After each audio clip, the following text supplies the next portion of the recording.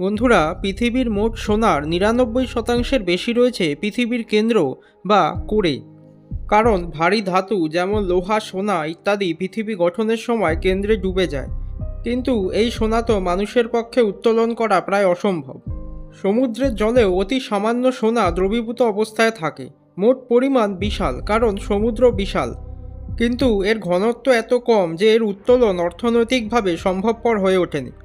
সাম্প্রতিক বছরগুলোতে বিশ্বে সবচেয়ে বেশি সোনা উৎপাদন করে চীন। প্রায় ৩৫০ থেকে ৩৭০ টন বার্ষিক উৎপাদন হয়। সরকার নিয়ন্ত্রিত বড় খনি শিল্পের মধ্যে আছে শানডং, হেনান এবং জিয়াঙ্গি। তালিকায় ২ নম্বরে রয়েছে অস্ট্রেলিয়া, যেখানে বার্ষিক প্রায় ৩২০ টনের মতো সোনা উৎপাদন করা হয়।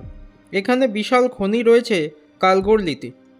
এবং তালিকায় ৩ নম্বরে রয়েছে রাশিয়া, যেখানে বার্ষিক প্রায় ৩০০ টন সোনা উৎপাদন করা হয়। এবার বলি পৃথিবীর সবচেয়ে বেশি সোনা কোথায় মজুত আছে। মাটির নিচে এখনও উৎপাদনযোগ্য সোনার হিসাবে ১ নম্বরে রয়েছে অস্ট্রেলিয়া, প্রায় ১২,০০০ টনের বেশি সোনা মজুত রয়েছে। ২ নম্বরে রয়েছে রাশিয়া, প্রায় ১১,০০০ টন। এবং ৩ নম্বরে রয়েছে দক্ষিণ আফ্রিকা, প্রায় ৫,০০০ থেকে ৬,০০০ টন সোনা মজুত রয়েছে।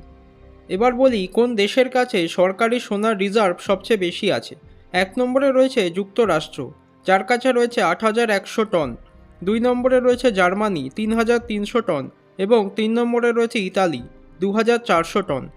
সবশেষে বলবো, দক্ষিণ আফ্রিকার উইটওয়াটার স্যান্ড বেসিন হলো একটি বিশেষ জায়গা, যেখানে পৃথিবীর ইতিহাসে সবচেয়ে বেশি সোনা উত্তোলন হয়েছে। বিশ্বে মোট উৎপাদিত সোনার প্রায় ৪০% একসময় এখান থেকেই এসেছে।